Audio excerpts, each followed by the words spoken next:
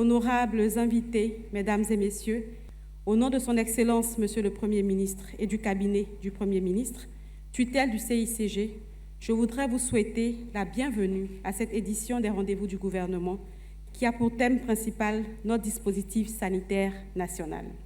En effet, M. Pierre Ngudemba, ministre de la Santé, de l'Hygiène publique et de la couverture maladie universelle, a accepté de nous entretenir sur le thème « Dispositif sanitaire ivoirien, enjeux, défis et perspectives ». Les rendez-vous du gouvernement abordent des sujets d'intérêt national. Cette tribune d'échange veut à la fois sourcer la bonne information dans un environnement informationnel qui se diversifie et qui tend à se complexifier et à faciliter l'appropriation des politiques par les populations bénéficiaires. Cette tribune veut également promouvoir toutes les avancées considérables dans le secteur sanitaire, tout en répondant aux préoccupations des journalistes, des experts des questions sanitaires, mais aussi et surtout de celles des populations. Car faisant sienne cette pensée de l'économiste, philosophe et scientifique Jean Bodin, qui dit qu'il n'est de richesse que d'hommes, le chef de l'État, dans sa vision axée sur une Côte d'Ivoire solidaire, a mis l'homme au cœur du développement de notre pays. Il s'agit donc de faire de chaque Ivoirienne et chaque Ivoirien, de chaque citoyen qui vit dans ce pays, quelles que soient ses origines et ses conditions sociales, un acteur épanoui, afin qu'il contribue par son travail à la création de la richesse et au développement de notre beau pays. À travers l'édition d'aujourd'hui, les rendez-vous du gouvernement, qui se veut une occasion de dialogue constructif, portant sur des sujets d'intérêt commun, touchant l'ensemble du territoire, la vie et le quotidien de nos concitoyens, le ministre Pierre Ngudemba nous permettra de faire un voyage à travers les actions, les acquis du gouvernement dans ces trois secteurs. Mesdames et Messieurs, dans un monde en constante évolution, où les défis sanitaires sont nombreux et variés, il est essentiel de reconnaître que la santé n'est plus non seulement un droit fondamental, mais aussi un puissant moteur de développement dans nos États. Voilà pourquoi l'accès aux soins de santé de qualité pour tous, et plus spécifiquement aux personnes les plus vulnérables, est un pilier essentiel du programme Côte d'Ivoire solidaire de Son Excellence M. Alassane Ouattara, président de la République de Côte d'Ivoire. La stratégie mise en place se décline selon trois axes prioritaires suivants. D'abord, le renforcement de l'offre et de la demande des soins de qualité, avec une plus grande accessibilité physique, une accessibilité financière et la qualité des soins. Ensuite, l'amélioration de la gouvernance et du financement de la santé. Et enfin, la promotion de la santé par la prévention, l'hygiène et la lutte contre les maladies. Dès 2011, plus de 30 milliards ont été investis pour répondre aux conséquences sanitaires de la crise qu'a connue notre pays. Ce programme a permis de remettre en service 42 infrastructures sanitaires à l'échelle nationale et de renouveler la flotte d'ambulances existantes avec plus de 50 nouveaux véhicules. Le programme hospitalier, lancé en 2018, est le plus vaste programme d'investissement jamais réalisé dans le domaine de la santé en Côte d'Ivoire, avec un montant de plus de 1200 milliards alloués à la construction, à la réhabilitation d'hôpitaux et des structures spécialisées, afin de garantir un accès équitable aux soins de qualité partout où l'on se trouve sur le territoire national. 6 ans après son lancement, le programme hospitalier est un franc succès. Ce programme a permis la mise en place de 10 pôles régionaux d'excellence, assurant la mutualisation des ressources humaines, techniques, permettant à chaque habitant, quelle que soit sa localisation, de bénéficier dans un rayon de 150 km des soins adéquats avec les meilleurs plateaux techniques et des médecins spécialistes. Le gouvernement a renforcé les plateaux techniques de nos établissements sanitaires avec des équipements de pointe. On peut parler de la construction de près de 900 établissements sanitaires de premier contact à travers tout le pays, de 5 nouveaux CHR, de 2 nouveaux hôpitaux généraux, de 2 établissements spécialisés. Pour la première fois, 15 directeurs généraux des établissements ont été recrutés sur une base compétitive et assujettis à des contrats de performance que nous avons signés, le ministre de la Santé et ses directeurs généraux. Des conseils d'orientation et de surveillance comprenant des représentants des usagers, ont été mises en place avec des feuilles de route afin de guider, contrôler et superviser la politique générale de ces établissements. Un mécanisme de gestion des plaintes est mis en place pour adresser les importantes questions liées à l'accueil des patients, l'hygiène, la lutte contre la corruption et le racket, ainsi que l'absentéisme du personnel dans tous les établissements de santé de notre pays. La disponibilité des intrants et des médicaments, ainsi que le respect des dispositions liées à la gratuité ciblée, font partie de la feuille de route des conseils d'orientation et de surveillance. Nous avons procédé également à une décentralisation de notre personnel, avec aujourd'hui plus de 62% du personnel dans les villes de l'intérieur et dans les villages, contre 38% dans la région d'Abidjan. Plusieurs spécialistes ont été également déployés des CHU et d'Abidjan à l'intérieur du pays depuis 2022 afin de permettre la prise en charge équitable de certaines pathologies auparavant uniquement traitées à Abidjan. Nous avons progressé dans tous les domaines, que ce soit au niveau des infrastructures, des ressources humaines, des indicateurs de santé qui vont dans la bonne direction.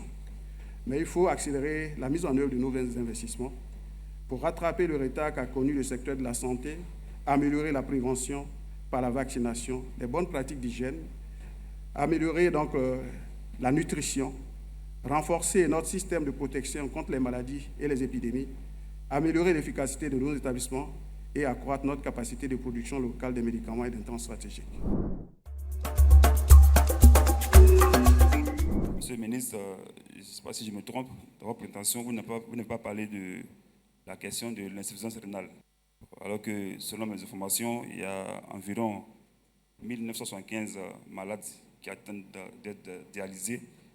Est-ce que les centres de dialyse et les appareils pour dialyse sont trop insuffisants pour les satisfaire? Au niveau donc de l'insuffisance rénale, oui, vous avez donné un chiffre qui est le nombre de personnes que nous devons dialyser. 1975, à ce jour, nous avons 14 générateurs, près de 157 fauteuils donc, qui permettent de prendre en charge aujourd'hui plus de 1400 dialysés. Et l'avantage de ce que le gouvernement a fait, c'est de décentraliser les centres de dialyse. Vous allez à Korogo, vous n'avez pas besoin de voyager jusqu'à Abidjan pour être dialysé, vous allez à Zopé, à Boasso, un peu partout. Nous avons installé donc, des fauteuils, ce qui permet donc, aux parents d'être pris en charge dans leur localité. Et je voudrais savoir quelle est la différence entre un hôpital général, un CHR et un CHU. Notre système repose sur une pyramide avec 2 versants. Au niveau clinique, nous avons donc le versant clinique qui est composé donc, des établissements de premier contact. Comme son nom l'indique, normalement, chacun devait passer par là avant d'aller plus loin. Ensuite, au niveau des départements, on a des hôpitaux généraux qui peuvent donc faire l'hospitalisation, faire un certain nombre d'actes qu'on ne peut pas faire au niveau des centres de santé ruraux. Et puis, lorsqu'on a besoin donc, de soins plus poussés, on doit aller donc, au second niveau, au niveau des CHR, qui sont dans les régions pour la plupart. On en dénombre 21 dans notre pays, qui peuvent prendre en charge et même faire des opérations. Et le niveau tertiaire, normalement, qui est donc un centre, qui sont des centres universitaires, sont réservés pour les maladies les plus compliquées. Monsieur le ministre, récemment, nous avons assisté à la fermeture de plus de 1000 structures sanitaires privées. Ma question, c'est de savoir déjà, comment est-ce qu'on explique cela, malgré la présence de dispositifs assez rigides, comme vous le dites, et puis qu'est-ce qui est mis en œuvre pour éviter d'aventure qu'il y ait ce genre de situation informelle, pour éviter que ces structures-là, qui sont pour la plupart responsables, non de la vie, mais plutôt de la mort de plus de la population ivoirienne. Notre pays a connu quand même des moments difficiles où il y a eu beaucoup de laisser-aller. Il y a eu donc des établissements qui sont créés spontanément pour prendre en charge les malades parce que des services manquaient. Mais pour vraiment régulariser la situation et faire en sorte que les établissements se mettent aux normes, il fallait mettre en place un cadre. On a pris les tests nécessaires qui définissent donc les conditions d'installation et du contrôle parce qu'on ne peut pas se lever comme ça, fermer les établissements. Et une fois qu'on a fait cela, donc avec nos services, nous avons visité les différents établissements pour s'assurer d'abord si ces établissements étaient conformes au niveau des infrastructures pour prendre en charge les malades et est-ce que le personnel qui travaille est qualifié. Et c'est ce qui a permis donc de fermer les 1000 sites. Nous savons que la santé est une priorité pour tous et aujourd'hui, le constat, c'est qu'il n'y a pas assez de médecins spécialistes. Et qu'est-ce que le gouvernement fait pour encourager les médecins généralistes à faire la spécialisation. Nous augmentons le nombre donc, des apprenants, que ce soit à l'UNFAS et à l'université. Il y a eu un test qui a été pris pour que, au niveau de l'université, où on avait le numéro clausus qui faisait qu'on ne pouvait pas former plus de 300 médecins chaque année. Ce test a été donc rapporté pour que nous puissions accroître donc, la cohorte des étudiants qui arrivent en médecine et des autres spécialités donc, pour soigner. Donc nous sommes en train de faire des investissements pour permettre, grâce aux amphis qui seront construits, de former davantage donc, de médecins pour notre pays. Monsieur le ministre, dans un rapport, il y a quelques mois en arrière, le taux de prévalence du VIH au niveau des jeunes serait en train de grimper. Confirmez-vous cela? Et si oui, qu'est-ce qui est fait pour l'endiguer? La prévalence donc, de VIH-Sida dans notre pays diminue, mais quand on prend le stock de personnes, donc des nouveaux infectés, la part des jeunes est prépondérante. C'est pour cela qu'on attire l'attention en disant qu'il faut qu'au niveau des jeunes, on puisse agir de façon ciblée et précise pour faire baisser donc, la prévalence du VIH-Sida dans notre pays. Les outils donc, de communication que nous avons utilisés au moment où cette maladie a commencé donc, sont dépassés. Aujourd'hui, les jeunes sont plus sur les réseaux sociaux et donc nous sommes en train de développer des outils modernes, adaptés, qui sont conçus des jeux qu'ils peuvent télécharger et puis leur donner des informations utiles pour éviter vraiment de prendre des risques contre le VIH-Sida. Quelles sont les dispositions que vous prenez pour améliorer les services de nos assurés? Nous sommes en train de prendre les dispositions nécessaires pour que chacun puisse disposer de sa carte d'assuré. D'ailleurs, voilà pourquoi nous avons innové, parce qu'on sait que certains de nos concitoyens qui sont occupés dans les marchés, dans les gares routières, qui font du travail qui est très prenant, ne peuvent pas vraiment aller attendre devant un guichet pendant des heures pour disposer de cette carte. Donc il y a des camions mobiles qui se déplacent sur les lieux de travail et qui établissent les cartes simultanément. Je veux inviter vraiment la presse qui est là à se faire écho de tout ce qu'elle a entendu ici pour pouvoir créer cette appropriation de tous ces efforts qui sont faits par l'État avec l'argent du contribuable pour les populations. Il n'y a pas meilleure façon de rendre le pouvoir aux populations que d'investir pour elles comme cela se fait actuellement.